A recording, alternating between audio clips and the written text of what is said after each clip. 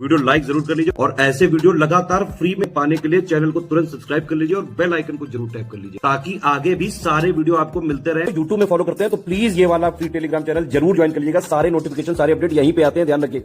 नमस्कार दोस्तों, स्वागत है आप सभी का ऑनलाइन एग्जाम प्रिपरेशन पर which is the part of study for civil services. दोस्तों आज की वीडियो में हम देखेंगे कुछ राष्ट्रीय आयोग या फिर कुछ केंद्रीय निकाय जो कि अलग अलग मंत्रालयों से संबंधित हैं। ऐसे प्रश्न एग्जाम में पूछ लिए जाते हैं। पॉलिटी का ये टॉपिक रहेगा जिसको आज हम कवर करेंगे। तो यहाँ पर हम कुछ आयोग देखने वाले हैं, कुछ निकाय देखने वाले हैं जो कि अलग अलग मंत्रालयों के द्वारा बनाए गए हैं। तो चलिए स्टार्ट करते हैं वीडियो को। छोटा सा टॉपिक रहेगा, आज हम इसे कंप्लीट करेंगे। सबसे पहले है केंद्रीय सूचना आयोग। ये किस मंत्रालय से संबंधित होता है? कार्मिक मंत्रालय। इसका गठन किसने किया?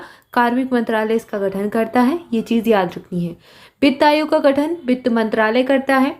संघ लोक सेवा आयोग का गठन कौन करता है? कार्मिक मंत्रालय करता है। ठीक है, तो यूपीएससी जो होता है आयोग, ये कौन बनाता है? कार्मिक मंत्रालय के अंतर्गत ये आयोग आता है। इसके बाद एक होता है अंतर्राज्यीय परिषद आयोग। ये निकाय जो है ये गृह मंत्रालय के अंतर्गत आएगा।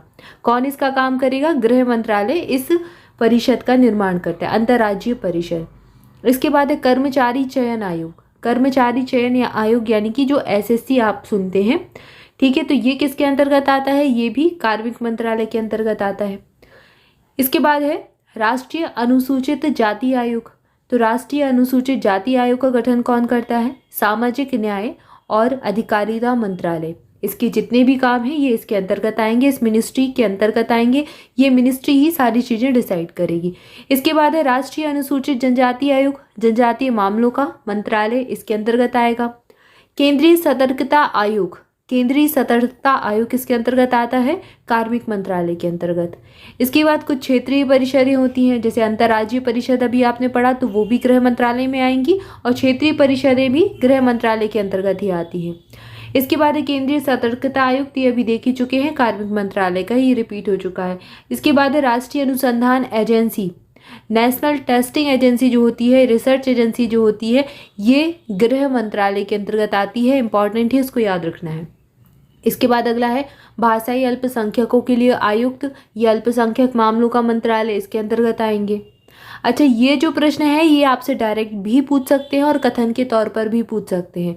जैसे आपको दे देंगे, दो कथन दे देंगे, पूछेंगे निम्नलिखित में से कौन सा कथन सही है। पहला कथन दे देंगे केंद्रीय सतर्कता आयोग का वर्तमान में अध्यक्ष कौन है, ऐसा कुछ करके। दूसरा दे देंगे केंद्रीय सतर्कता आयोग गृह मंत्रालय के अंतर्गत आता है, तो यहाँ पर दूसरा वाला कथन गलत हो गया क्योंकि ये कार्मिक मंत्रालय के अंतर्गत आता है। तो ऐसे कथन वाले प्रश्न में भी पूछे जा सकते हैं। बीच में आपको एक आध कोई सेंटेंस दे देंगे किसी मंत्रालय किसी आयोग का, और आपसे सीधे भी पूछ सकते हैं कि निम्नलिखित आयोग या फिर निम्नलिखित निकाय किस मंत्रालय के अंतर्गत आता है, किस मिनिस्ट्री से इसका संबंध है। ठीक है, और आपसे तीसरा पैटर्न क्या है, जोड़ी मिलान में भी पूछ सकते हैं। एक तरफ आपको जो है एजेंसियां दे देंगे, निकाय दे देंगे, आयोग दे देंगे, और अगली तरफ सामने उसके मिनिस्ट्री लिख देंगे, मंत्रालय लिख देंगे, ठीक है ना, या फिर उनके अध्यक्ष भी। तो आपको एक काम करना है, जैसे आप ये टॉपिक पढ़ रहे हैं तो आपको इन सारे आयोग के वर्तमान में जो अध्यक्ष हैं उनके नाम भी साथ ही साथ याद कर लेने हैं। ठीक है, अब यहाँ पर हम देख रहे हैं राष्ट्रीय अनुसंधान एजेंसी गृह मंत्रालय के अंतर्गत आती है। भाषाई अल्पसंख्यकों के लिए आयुक्त अल्पसंख्यक मामलों के मंत्रालय के अंतर्गत आएगा। इसके बाद है बाल अधिकारों के लिए संरक्षण हेतु राष्ट्रीय आयोग। तो अनुसूचित जाति आयोग और जनजाति आयोग बनता है, फिर बाल अधिकारों के लिए संरक्षण के लिए राष्ट्रीय आयोग बनता है, पिछड़े वर्ग के लिए राष्ट्रीय आयोग बनता है, महिला आयोग बनता है। तो ये किसके अंतर्गत आता है?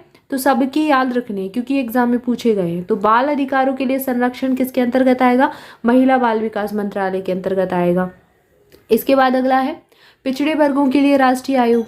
ये आएगा सामाजिक न्याय और अधिकारिता मंत्रालय के अंतर्गत। ठीक है ना, तो थोड़ा थोड़ा डिफरेंस इन सब में याद रखना है, इनको एक ही जगह नहीं कर देना है कि पिछड़ा वर्ग भी इसी में। ठीक है, विकलांग व्यक्तियों के लिए केंद्रीय आयोग सामाजिक न्याय और अधिकारिता मंत्रालय के अंतर्गत आएगा। ठीक है, तो पिछड़े वर्ग जो ओबीसी के लिए आयोग बनता है, ओबीसी के लिए बनता है वो, और विकलांग व्यक्तियों के लिए केंद्रीय आयोग, तो ये दोनों ही सामाजिक न्याय और अधिकारिता मंत्रालय के अंतर्गत आते हैं। जबकि एससी एसटी आयोग किसके अंतर्गत आता है? एससी आयोग सामाजिक न्याय और अधिकारिता मंत्रालय के अंतर्गत आता है। लेकिन जो शेड्यूल्ड ट्राइब्स का होता है राष्ट्रीय अनुसूचित जनजाति आयोग, ये जनजातीय मामलों के जो मंत्रालय हैं वो देखते हैं।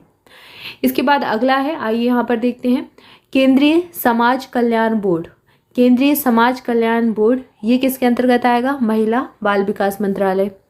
उत्तर पूर्व परिषद, उत्तर पूर्व क्षेत्रों का विकास मंत्रालय इसका काम देखता है। केंद्रीय प्रशासनिक न्यायाधिकार ये कौन बनाता है? कार्मिक मंत्रालय के अंतर्गत आएगा। अल्पसंख्यकों का राष्ट्रीय आयोग अल्पसंख्यक मामलों के मंत्रालय के अंतर्गत आएगा। बहुत इंपॉर्टेंट है, राष्ट्रीय मानवाधिकार आयोग किस मंत्रालय के अंतर्गत आता है? यह होम मिनिस्ट्री के अंतर्गत आता है, गृह मंत्रालय के अंतर्गत। राष्ट्रीय महिला आयोग महिला और बाल विकास मंत्रालय बनाता है। वस्तु एवं सेवा कर परिषद, ठीक है, जो जीएसटी काउंसिल बनती है, जीएसटी काउंसिल बनती है, ये किसके अंतर्गत आएगी? वित्त मंत्रालय के अंतर्गत, गुड्स एंड सर्विस टैक्स का। लोकपाल कार्मिक मंत्रालय के अंतर्गत आएगा। राष्ट्रीय अनुसंधान एजेंसी ये देख ही चुके हैं, गृह मंत्रालय की है। और राष्ट्रीय आपदा प्रबंधन प्राधिकरण ये एग्जाम में पूछ सकते हैं, ये होम मिनिस्ट्री का काम है, होम मिनिस्ट्री के अंतर्गत आएगी। इसके बाद अगला है भारत के महान्यायवादी विधि एवं न्याय मंत्रालय, भारत के महान्यायाभिकर्ता विधि एवं न्याय मंत्रालय। इसके बाद है भारत का विधि आयोग, तो ये भी विधि और न्याय मंत्रालय के अंतर्गत आएगा। तो ये तीनों ही किसके अंतर्गत? विधि और न्याय मंत्रालय के अंतर्गत आएंगे। इसके बाद है भारत का निर्वाचन आयोग, तो ये भी विधि और न्याय मंत्रालय के अंतर्गत आएगा। ठीक है, तो याद रखना है, अभी चूंकि चुनाव आने भी वाले हैं तो इनको याद रखना है, ये दोनों इंपॉर्टेंट है, निर्वाचन आयोग और परिसीमन आयोग विधि और न्याय मंत्रालय के अंतर्गत आते हैं दोनों ही, और बहुत इंपॉर्टेंट है, एग्जाम में पूछ भी सकते हैं। क्लियर है? तो यहाँ पर हमने कुछ निकाय देखी, कुछ एजेंसियाँ देखी, कुछ परिषदें देखी, कुछ आयोग देखे और उनसे संबंधित मंत्रालय को देखा। ये इंपॉर्टेंट वीडियो रहेगा, अच्छे से देख लें, 1 से 2 बार देखेंगे आपको सारे याद हो जाएंगे, बहुत सारे नहीं हैं। ठीक है, कुछ रिपीटेड भी हो गए इसमें, तो आप आराम से इसको याद कर सकते हैं। तो आज की वीडियो में इतना ही, इसके बाद नेक्स्ट वीडियो में हम नेक्स्ट टॉपिक देखेंगे। आपको और अपडेट्स के लिए या फिर इम्पॉर्टेंट जानकारी के लिए टेलीग्राम ग्रुप ज्वाइन कर लेना है, लिंक डिस्क्रिप्शन में मिल जाएगी। यहाँ पर आपको डेली कुछ अपडेट्स दी जाती हैं, कुछ इंपॉर्टेंट करंट अफेयर के फैक्ट भी शेयर किए जाते हैं, लिंक आपको सारी मिल जाती हैं, तो इसको ज़रूर ज्वाइन कर लें।